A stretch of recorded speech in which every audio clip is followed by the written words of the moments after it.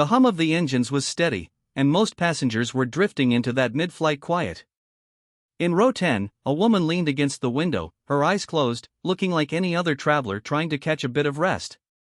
But the calm was suddenly broken when the captain's voice came over the speaker, his tone sharper than usual. "Ladies and gentlemen, this is your captain speaking. If there are any combat pilots on board, please make yourself known immediately." The words jolted people upright. Passengers exchanged nervous glances, whispers spreading quickly through the cabin. What could possibly be happening up front that required a combat pilot at 30,000 feet? The flight attendants tried to stay calm, but their faces betrayed concern they couldn't hide. Everyone's eyes turned toward row 10 when the woman stirred, blinking away her sleep. She hadn't planned on drawing attention to herself, but something in the captain's words made her heart race. She had left that part of her life behind, choosing quiet skies over the chaos of combat. But now, the decision hung heavy in the air: should she step forward, or stay silent? And as the plane continued its course, the tension only grew, leaving the cabin in uneasy suspense. The woman in row 10 sat still, her hands pressed against her knees as if grounding herself. She hadn't heard those words, combat pilot, in years, yet they still carried a weight she couldn't ignore. Once, she had been known for her steady nerves in the cockpit, guiding fighter jets through storms and tight corners of danger. But now, she was just another passenger with a boarding pass, hoping to blend into the crowd. Passengers kept glancing her way, sensing something in her expression, though no one spoke. The captain's voice echoed again, firmer this time, as if the situation was pressing closer. Somewhere behind the locked cockpit door, something was happening that no one could see, and the silence only made imaginations run wild. Was it a mechanical issue? A threat in the sky? Or something far worse? She felt the old instincts stirring inside her, the sharp awareness that never truly faded. Every sound, every movement in the cabin seemed magnified. Her mind replayed training drills, the urgency of making split-second choices thousands of feet above ground. Still, she hesitated. Revealing herself meant questions, attention, and stepping back into a world she thought she had left for good. Yet the captain's call had not come without reason, and time was running short. The flight attendants moved briskly up and down the aisle, their voices hushed but their urgency impossible to miss. One of them stopped near row 10, glancing at the woman as if sensing she might know more than she was letting on. The woman looked down quickly, pretending to fumble with her seatbelt, though inside her pulse hammered. She knew something unusual was happening. Something that wasn't in the safety manual passengers read at takeoff. Meanwhile, a businessman across the aisle pulled out his phone, frustrated at the lack of signal, muttering about needing to land. A young boy near the front asked his mother why the captain sounded scared, and she whispered for him to stay calm. The tension threaded through the cabin, each person experiencing it in their own way, but all connected by the same unanswered question: why would the captain ask for a combat pilot?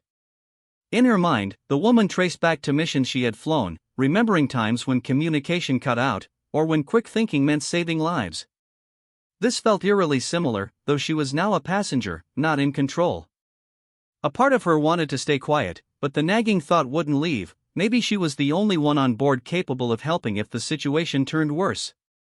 And with every passing second, the captain's silence after his call grew heavier. The cabin lights dimmed slightly, and the hum of the engines felt louder than before, like the sky itself was holding its breath. The woman in row 10 straightened in her seat, her instincts refusing to let her rest any longer. She scanned the cabin, noticing the way the attendants whispered into their headsets, their faces pale but disciplined. Something was unfolding beyond the locked cockpit door, and the captain's silence since his urgent call only deepened the unease. Her thoughts raced. If this was a mechanical failure, they would have heard announcements, reassurances, instructions. But the absence of words was worse than bad news: it was uncertainty. She thought about the training she had walked away from, the countless drills that prepared her for skies that turned hostile in an instant. That training was pounding at her now, refusing to stay buried. Passengers shifted nervously. The businessman was demanding answers, the boy in the front row was crying quietly into his mother's shoulder, and a group of college students huddled together, whispering guesses. Each fragment of fear in the cabin seemed to funnel toward her, pressing her into a decision she wasn't ready to make. Then, as the plane jolted with a sudden, sharp shudder, gasps rippled through the cabin. The woman gripped her armrest, every instinct screaming that this was the moment she could no longer ignore. The question was whether she would rise or let silence decide for her. The jolt had barely settled when the intercom crackled again. This time, the captain's voice was thinner, strained, and broken by static. Ladies and gentlemen, remain calm. We are experiencing assistance required immediately. The line cut off, leaving fragments that only fueled the dread spreading through the cabin.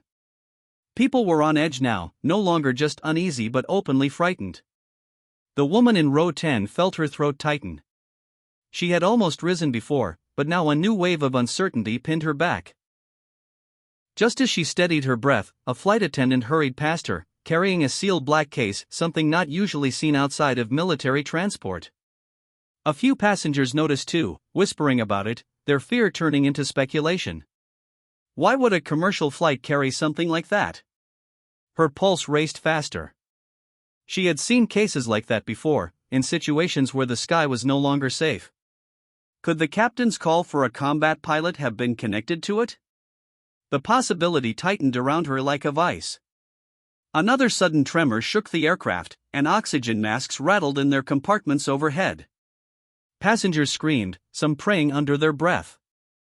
The woman gripped the armrest, torn between staying hidden and stepping forward, realizing that whatever this was, the stakes had just escalated beyond anything she imagined when she boarded this flight.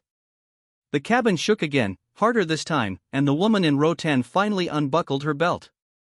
She rose to her feet, steadying herself against the seatbacks as passengers turned to watch. The flight attendant with the black case froze, her eyes meeting the woman's with a flicker of recognition. Without a word, she handed the case over, as though she had been waiting for this moment.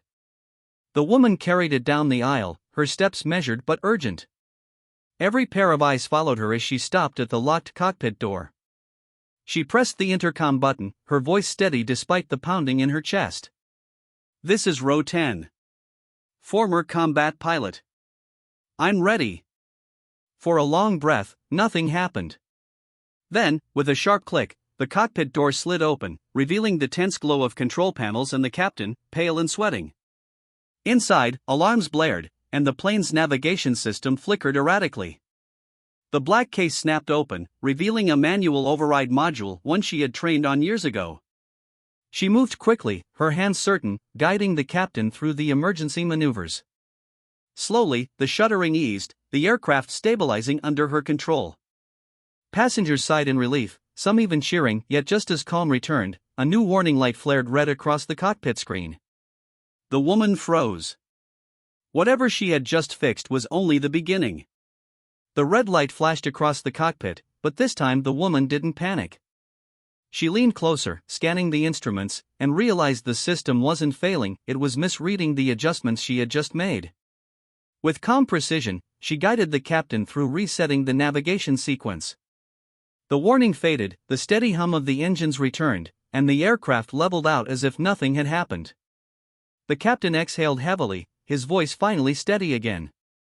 "You just saved us," he said, almost in disbelief. She gave a small nod, closing the black case and setting it aside. For her, it wasn't about glory, it was about making sure every soul on that plane landed safely. When she stepped back into the cabin, passengers rose in quiet awe. Some clapped, some whispered thanks, and the little boy who had cried earlier waved shyly at her. She smiled, though part of her still wrestled with the past she had tried to leave behind. Hours later, when the plane touched down smoothly, relief washed over everyone. The woman slipped quietly into the crowd, content to remain unknown. Yet those who had been on that flight would never forget row 10, the place where a sleeping passenger became their hero, proving courage never truly fades.